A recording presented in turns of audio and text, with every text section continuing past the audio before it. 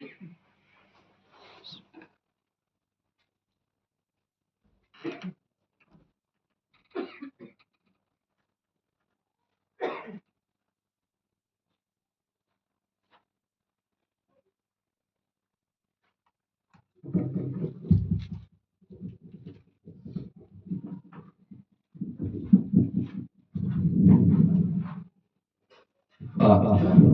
الله.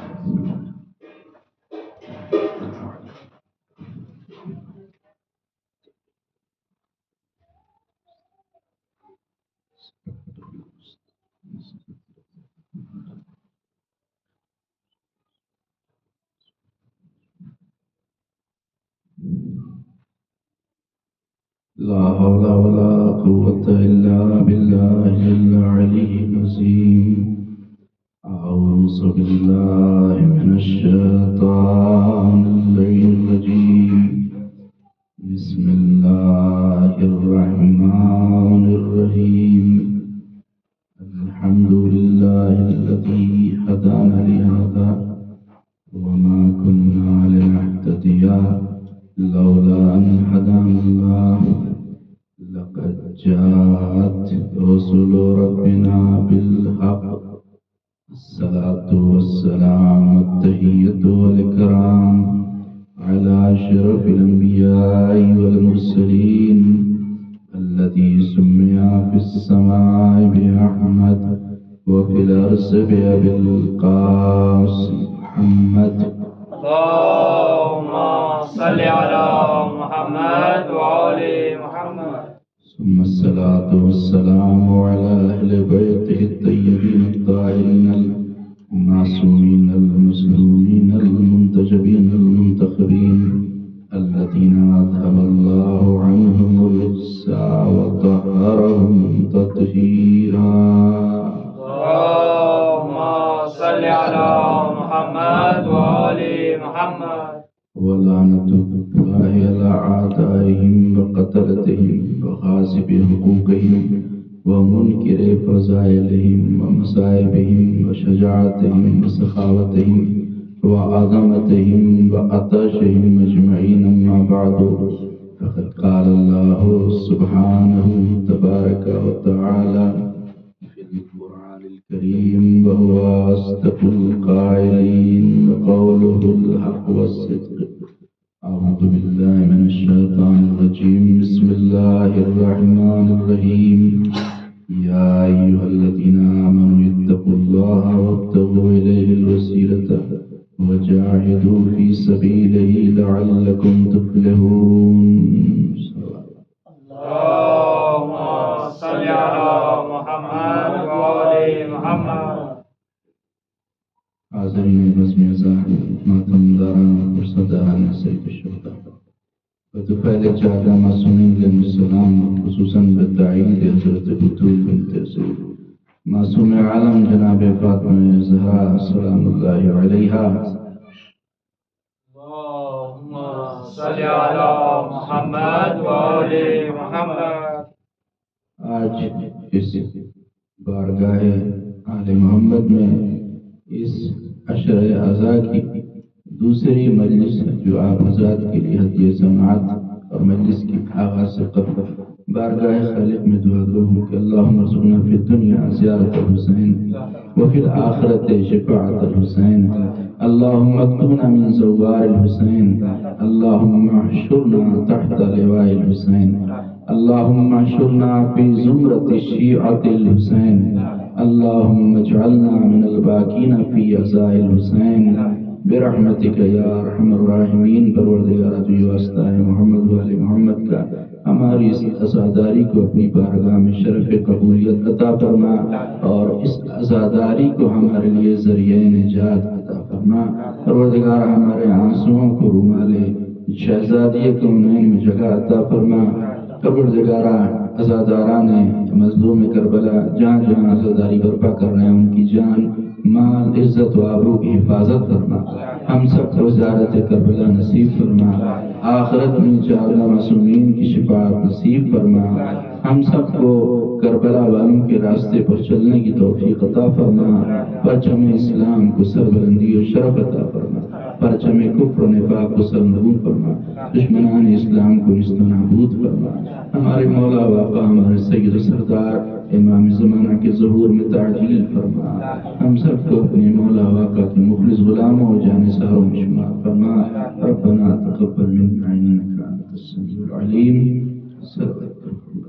अल्लाहुम्मा सल्ली अला मुहम्मद व आले मुहम्मद। हमारे आखिरी नबी हज़रत मोहम्मद मुस्तफ़ा सल्लल्लाहु अलैहि वसल्लम।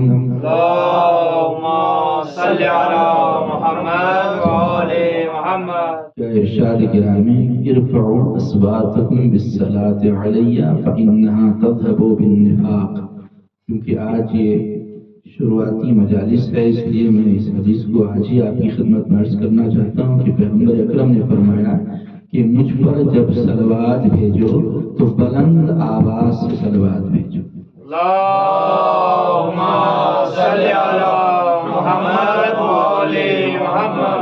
तो इसका फायदा क्या होगा? क्योंकि इंसान हर चीज में अपना फायदा देखता है, तो इसका फायदा क्या होगा? तो ये भी पैगम्बर इस्लाम ने बयान फरमाया कि फ़इन्नहा तज़हबु बिन्निफ़ाक़, इसलिए कि जब बुलंद आवाज से सलवात भेजी जाती है तो निफाक दूर हो जाता है।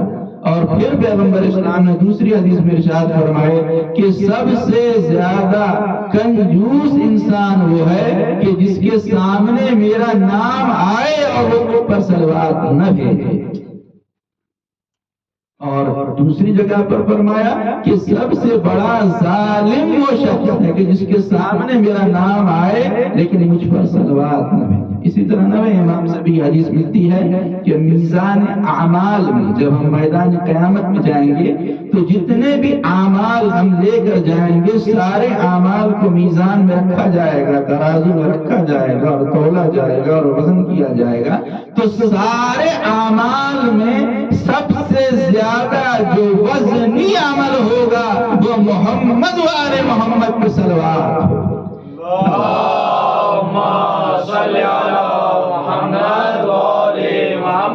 लिहाजा सलवात पढ़ने में कभी कंजूसी ना करें। और एक बात यहाँ पर और एक जुमला अर्ज करके आगे बढ़ना चाहता हूँ कि आप सब अल्हम्दुलिल्लाह के इस फर्श अज़ा पे बैठे हुए हैं। अल्लाह आप सबको सलामत रखे और अल्लाह तमाम अज़ादारान मज़लूम करबला वो जहाँ जहाँ मजलिसें मुनक़िद कर रहे हैं, खुसूसन पाकिस्तान में जो अपनी जान हथेली पर लेकर आज़ादार मातम कर रहे हैं, मजलिस कर रहे हैं, किस वक्त बम विस्फोट हो जाए, किस वक्त गोली मार दी जाए, सबकी जान खतरे में। इन सब आज़ादारों की, इन तमाम आज़ादारों की सेहत और सलामती के लिए एक मर्तबा मिलजुल कर बाबा से बुलंद सलवात पढ़ें। मोहम्मद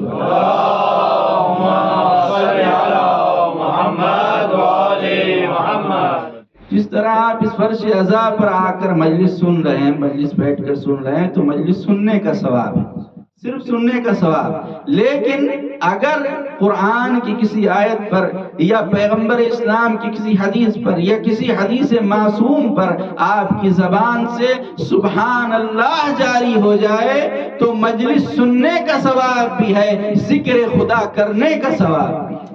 दो डबल सवाब आपको मिलेगा। एक तो मजलिस सुनना, इसका भी सवाब है, लेकिन अगर जिक्र खुदा ज़बान पर आ गया इसका भी सवाब है। और ये भी याद रखिए कि अगर आपने जाकिर की किसी बात पर अपनी ज़बान से जिक्र सुभान अल्लाह को जारी कर दिया तो इसमें किसी जाकिर की तारीफ नहीं है, बल्कि ये जिक्र अहले बैत का कमाल है कि जब मोमिन जिक्र अहले बैत को सुनता है तो खामोश रह ही नहीं सकता और ज़बान पर जिक्र खुदा बेसाख्ता जारी हो जाता है।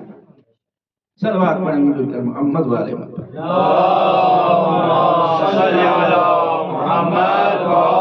मोहम्मद। इस साल इस अशरे अज़ा का हमने मौजू करार दिया है कुरान और अहादीस में तवस्सुल, इसलिए कि आज इस्लामी माशरे में मुनकिरीन वसीला की तादाद बढ़ती जा रही है और तादाद में इजाफा हो रहा है। और वो लोग चार चीजें हैं जिसको बुनियाद बनाकर एक थिंकिंग डेवलप की जा रही है और वो अपने चाहने वालों की और मानने वालों की तादाद बढ़ाते जा रहे हैं। वो चार चीजें याद रखें, बड़ी जरूरी ضروری اور اہم گفتگو ہے جو آج آپ کے لیے ہدیہ سماعت کرنا ہے۔ 4 چیزوں کو انہوں نے بنیاد بنایا ہے، جس میں سب سے پہلی چیز ہے عدم توسل۔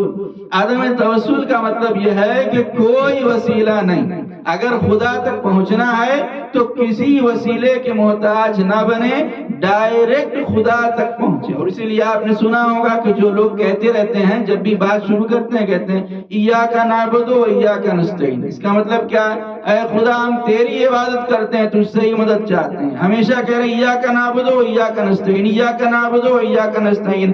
آج بھی جیل میں ہے، جیل سے نکل نہ سکے اس لیے کہ یا علی مدد کہنے کی توفیق نہ ملی۔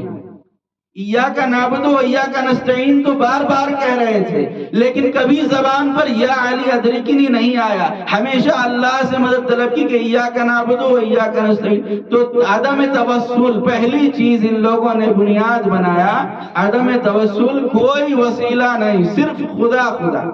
دوسری چیز کہ جس کو انہوں نے بنیاد بنایا ہے وہ عدم احترام۔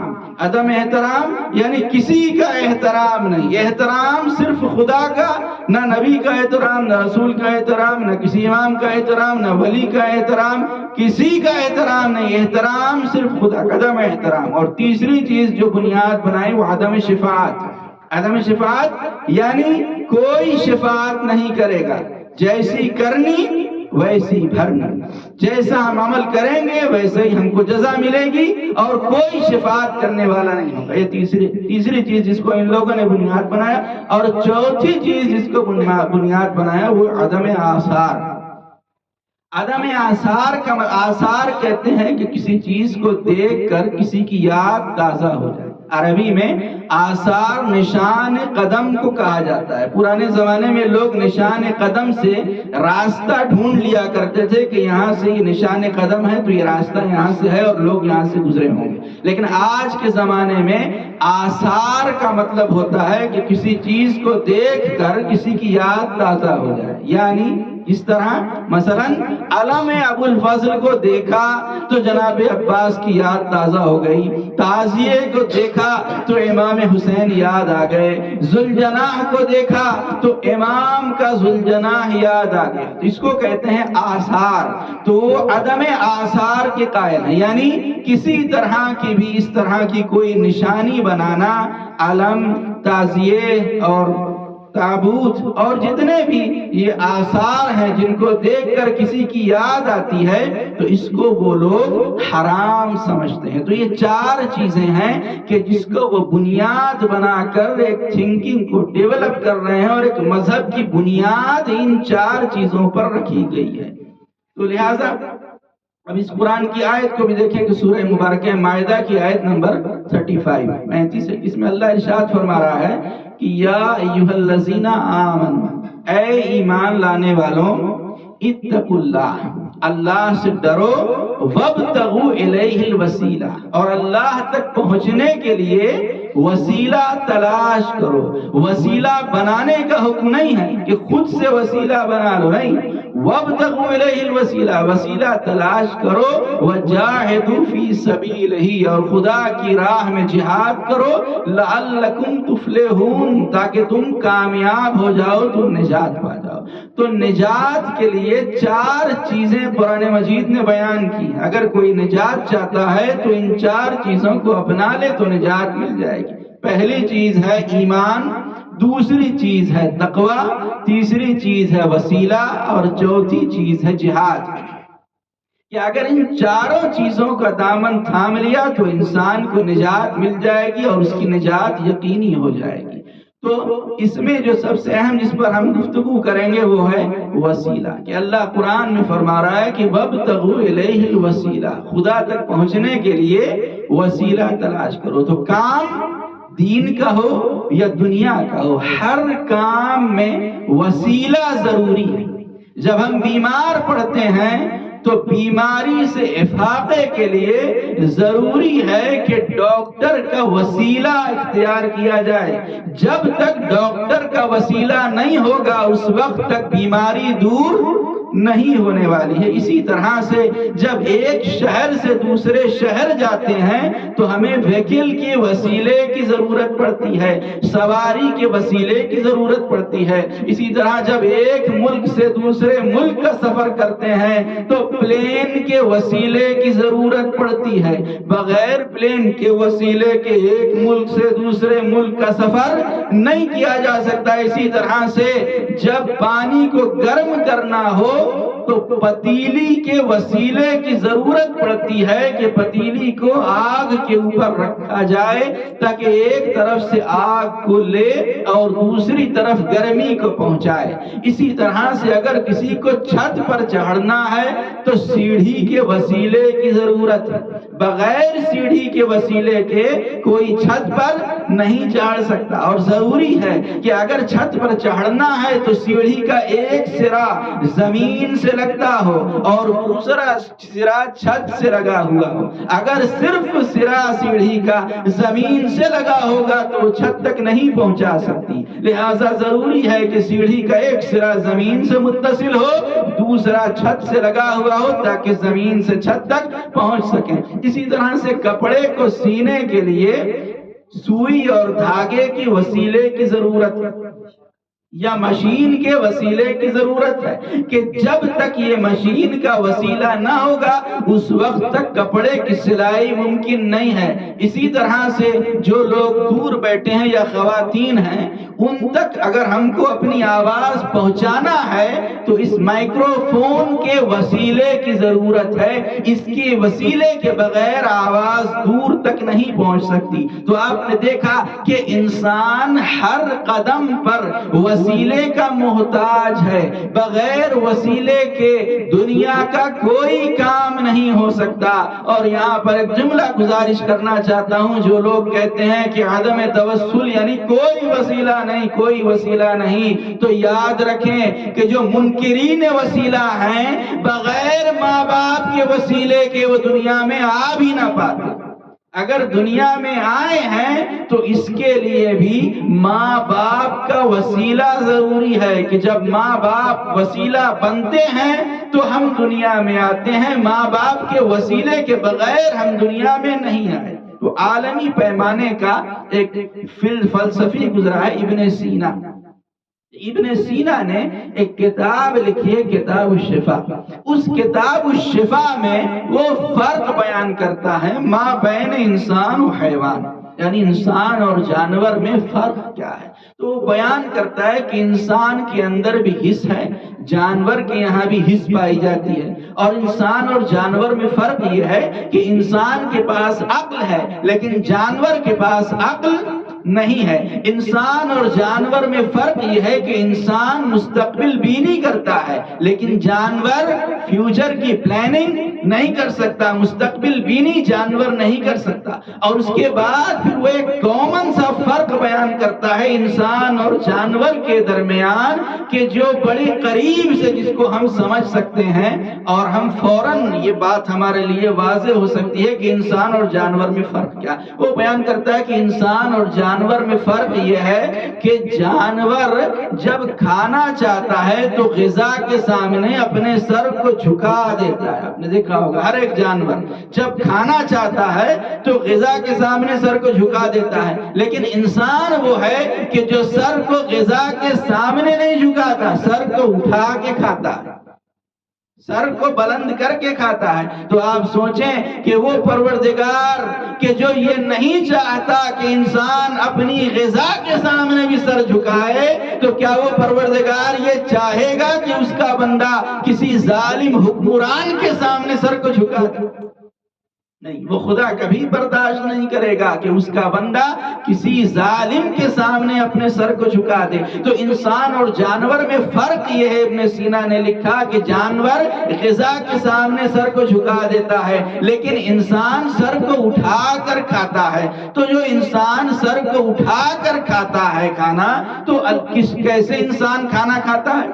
تو انسان کھانا کھاتا ہے ہاتھ کے وسیلے سے۔ تو جو اللہ ان اللہ علی کل شیء قدیر ہے، وہ پروردگار جو ہر چیز پر قدرت رکھتا ہے، تو کیا وہ یہ نہیں کر سکتا کہ جو پلیٹ میں کھانا ہے، جو پلیٹ میں بریانی ہے، وہ اڑے اور اڑ کر انسان کے دہن تک پہنچ جائے، انسان کے منہ تک کھانا اڑ کے پہنچ جائے؟ کیا اللہ قدرت نہیں رکھتا؟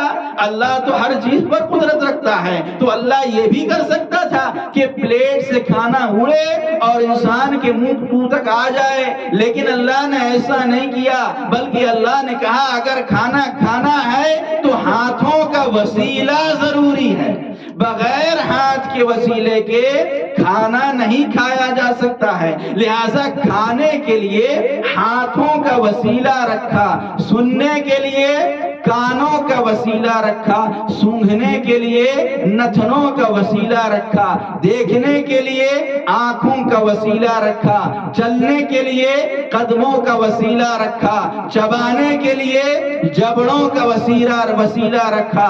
تو ان ساری چیزوں کے لیے اللہ نے وسیلہ رکھا ہے، اور ہمیشہ اللہ نے وسیلہ دو ہی رکھا ہے۔ دنیا میں جتنے بھی وسیلے اللہ نے ہمیں دیے ہیں وہ دو ہیں۔ دیکھنے کے لیے بتائیے، دیکھنے کے لیے دو آنکھوں کا وسیلہ، سننے کے لیے دو کانوں کا وسیلہ، سونگھنے کے لیے دو نتنوں کا وسیلہ، بولنے کے لیے دو لبوں کا وسیلہ، چلنے کے لیے دو قدموں کا وسیلہ، چبانے کے لیے دو جبڑوں کا وسیلہ۔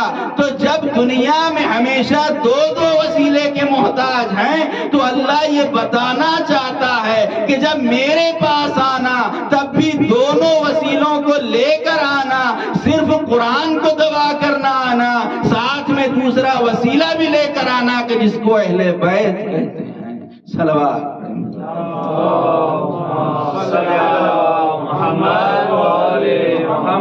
اور یہی تو ہمارے نبی نے فرمایا، انی تارکم فیکم الثقلین، میں تمہارے درمیان دو چیزیں چھوڑے جا رہا ہوں۔ یہ پیغمبر کی حدیث تو ہے ہی کہ میں دو چیزیں چھوڑے جا رہا ہوں، لیکن اس قول سے یہ پتا چلتا ہے کہ پیغمبر فرما رہے ہیں میں چھوڑ کر جا رہا ہوں۔ اس کا مطلب یہ ہے کہ پیغمبر کی حدیث بھی ہے اور ہمارے نبی کی وصیت بھی ہے، کیونکہ کہہ رہے ہیں چھوڑ کر جا رہا ہوں، تو وصیت بھی ہے نبی کی کہ ایک قرآن کو چھوڑ کر جا رہا ہوں، دوسرے میرے اہل بیت کو چھوڑ کر جا رہا ہوں۔ تو جس طرح پیغمبر کا یہ جملہ انی تارکم فیکم الثقلین، بالکل اسی طرح سے قرآن میں اللہ نے ارشاد فرمایا، انی جاعل فی الارض خلیفہ، میں زمین پر خلیفہ بنانے والا ہوں۔ تو اللہ یہ بتانا چاہ رہا ہے کہ خلیفہ بنانے کا اختیار میں نے اپنے نبی کو بھی نہیں دیا، میں بنا رہا ہوں۔ تو جو اختیار نبی کو نہیں ملا وہ امتی کو کیسے مل گیا؟ وہ امتی کو اختیار کیسے مل گیا کہ نبی کا خلیفہ بنا لے؟ لہٰذا اللہ نے کہا انی جاعل فی الارض خلیفہ، میں زمین پر خلیفہ بنا رہا ہوں، اور نبی نے کہا کہ میں دو چیزوں کو چھوڑ کر جا رہا ہوں۔ تو یہ نبی کا آخری جملہ ہے، زندگی کا آخری جملہ کہ میں دو چیزیں چھوڑ کر جا رہا ہوں۔ اب بتائیے نبی کا پہلا جملہ کیا ہے؟ یہ سب سے آخری جملہ۔ اب زندگی کا پہلا جملہ نبی کا کیا ہے؟ جب فاران کی چوٹی سے رسالت کا اعلان کیا تو آپ نے ایک جملہ فرمایا، قولوا لا الہ الا اللہ تفلحوا، کہو لا الہ الا اللہ تاکہ نجات پا جاؤ، لا الہ الا اللہ کہو اور نجات پا جاؤ۔ یہ نبی کا پہلا جملہ ہے۔ تو سارے تاریخ لکھنے والوں نے لکھا کہ جس نے نبی کے پہلے جملے کا انکار کیا وہ کافر، جس نے لا الہ الا اللہ کا انکار کیا وہ کافر۔ تو بتائیں جس نے نبی کے آخری جملے کا انکار کیا، جس نے اہل بیت کا انکار کیا، اسے کیا ہونا چاہیے؟ تو پیغمبر اسلام نے دو چیزیں چھوڑی، ایک قرآن اور ایک اہل بیت۔ تو بات اب یہاں تک پہنچی ہے، تو اب آخر میں عرض کرنا ہے کہ اب وسیلے کی ڈیفینیشن کیا ہے۔ ابھی تک آپ نے سنا کہ اللہ نے دنیا میں ہمیں ہر کام کے لیے وسیلہ دیا، تو وسیلہ ہے کیا آخر؟ کس کو وسیلہ سمجھے؟ تو 1400 سالوں میں بہت سارے مفسرین گزرے ہیں اور انہوں نے وسیلے کی الگ الگ تفسیر کی کہ وسیلہ کیا ہے، وسیلہ کیا ہے۔ ان میں سے مشہور قول جو ہے وہ 3 ہے۔ تین قول ہے وسیلے کے سلسلے میں جو سب سے مشہور ہے۔ پہلے مفسرین کا جو ایک گروہ ہے وہ یہ کہتا ہے کہ ایمان وسیلہ ہے، اللہ تک پہنچنے کے لیے وسیلہ کیا؟ ایمان ہے، کہ انسان ایمان لے آئے تو اللہ تک پہنچ جائے گا۔ تو اگر ایمان وسیلہ ہے تو اس آیت میں آپ دیکھیں کہ اللہ کہہ رہا ہے اے ایمان لانے والوں وسیلہ اختیار کرو۔ تو جب ایمان لانے والوں کو حکم ہو رہا ہے کہ وسیلہ اختیار کرو، اس کا مطلب یہ ہے کہ وسیلہ ایمان نہیں ہو سکتا، کیونکہ ایمان لانے والوں کو ہی اللہ تو کہہ رہا ہے کہ وسیلہ اختیار کرو۔ دوسرا قول جو بیان کیا گیا وہ وسیلہ کیا ہے؟ عمل صالح ہے، یعنی نیک عمل جو ہم کرتے ہیں یہ اللہ تک پہنچنے کے لیے وسیلہ ہے۔ تو آپ اسی آیت کو دیکھیں، اس آیت میں اللہ کہہ رہا ہے اے ایمان لانے والوں تقوی اختیار کرو، تو سارے اعمال صالح، سارے نیک اعمال تقوی میں آ گئے۔ تو اس کا مطلب یہ ہے کہ عمل صالح بھی وسیلہ نہیں بن سکتا خدا تک پہنچنے کا۔ اب تیسرا جو قول ہے مفسرین کا کہ وسیلہ کیا ہے؟ وسیلہ نماز ہے، خدا تک پہنچنے کا وسیلہ نماز ہے، کہ نماز پڑھیں اور اللہ تک پہنچیں۔ تو اب میں اپنی زبان سے نہیں بلکہ امام شافعی کی زبان سے بیان کروں کہ امام شافعی کہتے ہیں کفاکم لعظیم القدر یا اہل البیت من لم یصلی علیکم لا صلاۃ لہ۔ اے اہل بیت رسالت، آپ کی عظمت کے لیے تو یہی کافی ہے کہ جو آپ پر صلوات نہ پڑھے تو اس کی نماز مکمل ہی نہیں ہے۔ تو اس کا مطلب یہ ہوا کہ نماز بھی وسیلہ نہیں ہے، نماز تو خود محتاج وسیلہ ہے۔ نماز محتاج ہے کہ جب تک محمد والے محمد پر صلوات نہ پڑھیں اس وقت تک نماز قبول نہیں ہوگی۔ اس کا مطلب یہ ہے کہ اہل بیت میں اور امت میں یہ فرق ہے کہ اگر اہل بیت کا نام نماز میں نہ آئے تو نماز باطل، اور امتی کا نام نماز میں آ جائے تو نماز باطل۔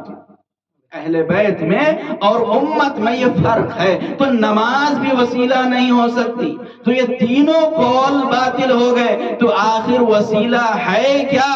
تو تفسیر انوار النجف میں صادق آل محمد امام جعفر صادق علیہ الصلوۃ والسلام اللہم صلی علی محمد وآل محمد، مولا فرماتے ہیں نحن وسیلۃ بینکم و بین اللہ، ہم اہل بیت تمہارے اور اللہ کے درمیان وسیلہ ہیں۔ یہ اہل بیت ہیں کہ جو ہمارے اور خدا کے درمیان وسیلہ ہیں۔ اسی لیے جب وہ وہاں جاتے ہیں تو فرشتہ بھی گھبرا جاتا ہے کہ اگر یہاں سے ایک قدم بھی میں نے آگے بڑھایا تو میرے بالوں پر جل جائیں گے، لہذا جبریل بھی وہاں سے پیچھے ہو گیا۔ اور جب یہ ہمارے درمیان آتے ہیں تو خاکی بشر بن کر رہتے ہیں، اس لیے کہ یہ وسیلہ ہے، کنیکشن یہاں سے بھی ہے، کنیکشن وہاں سے بھی۔ اور اسی لیے امام نے دوسری حدیث میں ارشاد فرمایا نحن وجہ اللہ، ہم ہی وہ خدا کا چہرہ ہے کہ جس کے ذریعے سے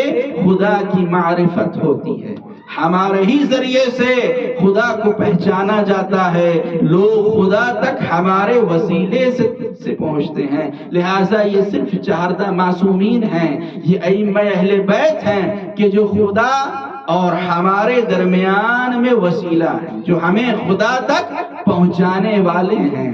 تو چاہے وہ مولا کائنات ہوں وہ بھی وسیلہ ہیں، امام حسن ہیں وہ بھی وسیلہ ہیں، اور تاجدار کربلا بھی وسیلہ ہیں، سید الشہداء بھی وسیلہ ہیں کہ جو بندے کو خدا تک پہنچانے والے ہیں، خدا تک لے جانے والے ہیں۔ اسی لیے جب پیغمبر اسلام نے فرمایا کہ مثل اہل بیتی کمثل سفینۃ نوح، میرے اہل بیت کی مثال کشتی نوح کی طرح ہے، من رکبھا نجا ومن تخلف صلی فغرق وہوا، جو اس میں سوار ہو جائے وہ نجات پا گیا، اور جس نے اس میں سوار ہونے سے انکار کیا وہ غرق ہو گیا اور وہ فنا ہو گیا۔ تو یہاں پر وسیلہ اہل بیت کو فرمایا۔ تو امام صادق علیہ السلام فرماتے ہیں کہ ہم سب کے سب کشتی نجات ہیں، لیکن میرے جد حسین کی جو کشتی ہے وہ سب سے زیادہ تیز چلنے والی ہے۔ چھٹے امام کی ایک قول موجود ہے کہ سب سے زیادہ سرعت کے ساتھ چلنے والی جو کشتی نجات ہے وہ میرے جد حسین کی ہے، اور وہی مولا ہیں کہ ہر سال ہم ان کا ہی غم مناتے ہیں، ان کو ہی یاد کرتے ہیں، ان کا ہی ماتم کرتے ہیں اور بتاتے ہیں دنیا والوں کو کہ یہی وہ حسین ہیں کہ جو ہمیں پروردگار تک پہنچانے والے ہیں، یہی وہ لوگ ہیں جو وسیلہ ہیں جن کو اللہ نے وسیلہ بنا کر اس کائنات میں بھیجا ہے۔ آج محرم کی یہ مجلس دوسری مجلس ہے، اور آج ہی کی وہ المناک اور غمناک تاریخ تھی کہ جس تاریخ میں تاجدار کربلا سید الشہداء کا سرزمین کربلا پہ فرود ہو رہا۔ مولا کربلا پہنچ رہے ہیں اور اللہ نے خون امام حسین کے استقبال کے لیے، خون حسین کے استقبال کے لیے، اس سے پہلے کہ حسین کا خون اس کربلا میں بہے، انبیاء کا خون بہایا، انبیاء کا خون گرایا تاکہ پہلے نبیوں کا خون کربلا کی زمین پر گرے اور اس کے بعد خون حسین اس کربلا کی زمین پر گرے۔ عظم اللہ اجورنا و اجورکم بمصابنا بالحسین۔ عزاداران مظلوم کربلا، سب سے پہلے وہ کون ہے کہ جو کربلا کی زمین پر وارد ہوئے؟ تو روایت میں ملتا ہے کہ سب سے پہلے معصوم حضرت آدم علیہ السلام ہیں کہ جب سفر کرتے کرتے کربلا کی زمین پر وارد ہوئے، جناب آدم علیہ السلام کے گھوڑے کا پیر ٹکرایا اور آپ کے پیر کے انگوٹھے سے خون جاری ہو گیا۔ جیسے ہی خون بہنے لگا، ایک مرتبہ اللہ کی بارگاہ میں ہاتھوں کو اٹھایا، کہا پروردگار کیا مجھ سے کوئی خطا ہو گئی؟ پروردگار کیا مجھ سے کوئی گناہ ہو گیا جو مجھ پر یہ مصیبت آئی ہے؟ اللہ کی آواز آئی ہے، آدم تم خوش نصیب ہو کہ میں نے تمہارا خون اس زمین پر لے لیا، اس لیے کہ یہ وہ زمین ہے کہ جس زمین پر میرے نبی کا نوازا بھوکا اور پیاسا مارا جائے گا، حسین اس زمین پر قتل کیا جائے گا۔ بس ایک مرتبہ جناب آدم نے پوچھا پروردگار کون حسین؟ اللہ کی آواز آئی، آدم وہی حسین کہ جس کے وسیلے سے تمہاری توبہ قبول ہوئی۔ آدم یہ وہی حسین ہے جس کا نور جب تمہاری پیشانی میں چمکا تو تم مسجود ملائکہ بن گئے۔ بس جیسے ہی جناب آدم نے سنا، جناب آدم نے اپنا گریبان چاک کیا اور 3 مرتبہ کہا واہ حسینہ، واہ حسینہ، واہ حسینہ۔ تو آدم پہلے معصوم ہے کہ جب کربلا سے گزرے تو سید الشہداء کو یاد کیا، حسین پر آنسو بہایا۔ تو دوسرے معصوم وہ دوسرے نبی حضرت ابراہیم علیہ السلام ہیں کہ جب جناب ابراہیم کا گزر کربلا کی زمین سے ہوا تو جناب ابراہیم کو پتھر لگا اور پیشانی سے خون جاری ہو گیا۔ بس جب خون بہنے لگا، ایک مرتبہ جناب ابراہیم نے اللہ کی بارگاہ میں دعا کی، پروردگار یہ کیسی زمین ہے کہ جہاں مجھ پر یہ مصیبت آئی، یہ کون سی زمین ہے؟ بس آواز قدرت آئی، ابراہیم یہ زمین کربلا ہے اور اس زمین پر میرے نبی کا نواسا بے گور و کفن رہے گا، اور یہی وہ زمین ہے جہاں میرے نبی کے نواسے کو قتل کیا جائے گا، شہید کیا جائے گا۔ اے ابراہیم میں نے پہلے سے تمہارا خون اس زمین کے اوپر لے لیا۔ وہ تیسرے معصوم حضرت نوح علیہ السلام ہیں کہ جن کو ان کی قوم پتھر مارا کرتی تھی۔ سفر کرتے کرتے جب کربلا کی زمین سے جناب نوح گزرے ہیں کہ ایک مرتبہ جناب نوح کو بھی گرے اور جسم سے خون بہنے لگا۔ بس حضرت نوح نے کہا پروردگار یہ کیسی زمین ہے کہ جہاں مجھے پتھر لگا اور خون بہنے لگا۔ اللہ کی آواز آئی ہے نوح تم تو ایک پتھر کا شکوہ کر رہے ہو اور حسین کو اتنے پتھر اس زمین پر مارے جائیں گے کہ بہن بھی پہچان نہ سکے گی۔ یہ چوتھے معصوم حضرت اسماعیل ہیں کہ جناب اسماعیل اپنی بھیڑوں کو چراتے ہوئے جب کربلا سے گزرے، فرات کے کنارے پہنچے تو بھیڑوں کو لے کر گئے کہ بھیڑوں کو پانی پلائیں، لیکن کسی بھیڑ نے پانی نہ پیا، بھیڑوں نے پانی پینے سے انکار کر دیا۔ بس ایک مرتبہ جناب اسماعیل نے اللہ سے کہا پروردگار یہ کیسی زمین ہے جہاں میرے بھیڑ پانی نہیں پیتے۔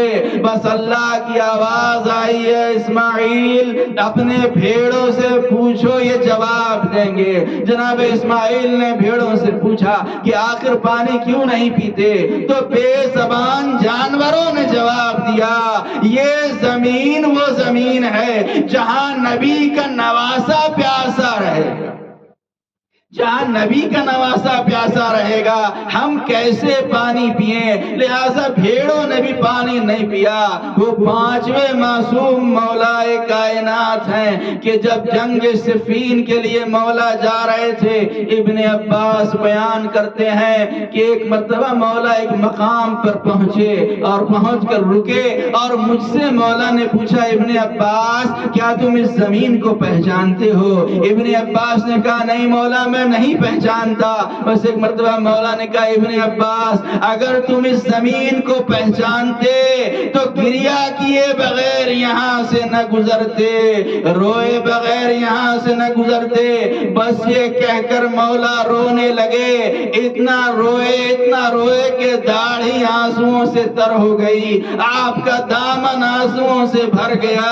بس ایک مرتبہ مولا نے وضو کیا اور دیر تک نماز پڑھتے رہے اور اس کے بعد مولا پر غشی طاری ہوئی، وہ سو گئے اور جب خواب سے اٹھے تو ایک مرتبہ مجھے پکارا کہاں ہے اے کہاں ہے؟ ابن عباس نے کہا مولا میں حاضر ہوں۔ مولا نے کہا ابن عباس میں نے ابھی خواب دیکھا ہے کہ اس زمین پر آسمان سے کچھ سفید جھنڈے لے کر لوگ آئے ہیں جن کے گلوں میں تلواریں ہیں اور جتنے کھجور کے پیڑ ہیں یہ زمین پر آ گئے اور یہ زمین خون کا دریا بن گئی ہے اور میرا لخت جگر حسین ہے کہ جو اس دریا میں ڈوبتا جا رہا ہے، میرا حسین استغاثہ کر رہا ہے لیکن کوئی اس کی آواز پر آنے والا نہیں۔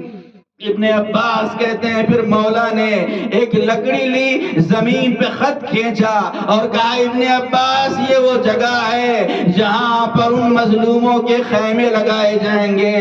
پھر دیر تک روتے رہے اور پھر کچھ دور آگے بڑھے اور کہا ابن عباس یہی وہ جگہ ہے جہاں پر وہ مظلوم پشتے فرس سے زمین پر آئے گا۔ اور پھر یہ کہہ کر ایک ٹیلے کے اوپر مولا گئے اور ٹیلے پر جا کر کہا ابن عباس پہچانتے ہو یہ مقام کون سی جگہ ہے؟ ارے یہ وہی مقام ہے جہاں سے اس مظلوم کی بہن کھڑی ہو کر دیکھ رہی ہوگی شمر کند خنجر سے بھائی کو ذبح کر رہا ہوگا۔ جزاکم اللہ خیر الجزاء۔ آزادارو جہاں یہ سارے معصوم گزرے ہیں، جب 2 محرم کی تاریخ آئی ہے، مسافر کربلا، مسافر دشت نینوا، چلتے چلتے ایک مرتبہ ذوالجناح رک گیا۔ ذوالجناح آگے نہیں بڑھتا، بس مولا نے ایک کے بعد ایک گھوڑے بدلے، یہاں تک کہ 7 رہوار بدلے، لیکن ذوالجناح قدم آگے نہیں بڑھاتا۔ بس ایک مرتبہ مولا نے لوگوں سے پوچھا کہ اس زمین کا نام کیا ہے؟ تو وہاں کے رہنے والوں نے کہا، کسی نے کہا کہ اس زمین کا نام غازریہ ہے۔ مولا نے پوچھا اللہ اسم آخر، کیا اس زمین کا کوئی دوسرا نام بھی ہے؟ کسی نے کہا سمیا شط فرات ایزن، اس زمین کا نام شط فرات بھی ہے۔ مولا نے پوچھا اللہ اسم آخر، کیا اس زمین کا کوئی اور نام بھی ہے؟ کسی نے کہا سمیا ماریا ایزن ایزن، اس زمین کا نام ماریا بھی ہے۔ پھر مولا نے پوچھا حل لہا اسم آخر، کیا اس زمین کا کوئی دوسرا نام بھی ہے؟ کسی نے کہا سمیا نینوا ایزن، اس زمین کا نام نینوا بھی ہے۔ پھر مولا نے پوچھا حل لہا اسم آخر، کیا اس زمین کا کوئی دوسرا نام بھی ہے؟ تو ایک بوڑھا کھڑا ہوا اور کھڑے ہونے کے بعد کہا سمیا کربن و بلا ایزن، اس زمین کا نام کرب و بلا بھی ہے۔ بس مولا نے کربلا کا نام سنا، جناب عباس کو بلایا، کہا عباس ہماری منزل آ گئی، عباس ہماری وعدگاہ آ گئی، عباس یہی وہ زمین ہے جہاں ہمارا خون بہایا جائے گا، ارے یہی وہ زمین ہے جہاں ہمیں ذبح کیا جائے گا، یہی وہ زمین ہے کہ جہاں ہمیں شہید کیا جائے گا۔ ہماریوں سے بیویوں کو اتارو، ہماریوں کو بٹھاؤ، اونٹوں کو بٹھاؤ۔ بس جناب عباس نے اونٹوں کو بٹھایا کہ جتنے میں ایک زرد غبار اٹھا، ایک زرد غبار اڑا، اور جیسے یہ زرد غبار اڑا جناب زینب ام کلثوم کے سر پہ یہ غبار جب گیا تو ایک مرتبہ جناب زینب اور ام کلثوم دوڑتی ہوئی بھائی کے پاس آئیں اور آ کر کہتی ہیں بھیا جب سے ہم اس زمین پر آئے ہیں ہمارا دل دہل رہا ہے، ہمیں یہ زمین کچھ صحیح معلوم نہیں ہوتی، چلیے جلدی یہاں سے گزر جائیں۔ بس ایک مرتبہ جب مولا نے بہن کا یہ جملہ سنا، کہا اے بہن کیسے اس زمین سے چلے جائیں، ارے یہ زمین ہمارے لیے بنی ہے، ہم اس زمین کے لیے بنے ہیں، یہی وہ زمین ہے جہاں ہمارا خون بہایا جائے گا، یہی وہ زمین ہے جہاں ہمارے بچوں کو یتیم کیا جائے گا، یہی وہ زمین ہے جہاں میرا کڑیل جوان علی اکبر برچھی کی سنا برچھی کی انی سینے میں چبھے گی، یہی وہ زمین ہے کہ جہاں میرا عباس بازوؤں کو کٹا کر ہمیشہ کے لیے سو جائے۔ انا للہ و انا الیہ راجعون۔ رضاً بقضائه وتسلیما لامره وسيعلم الذين ظلموا ايام انقلبهم ما یا حسین یا حسین یا حسین یا حسین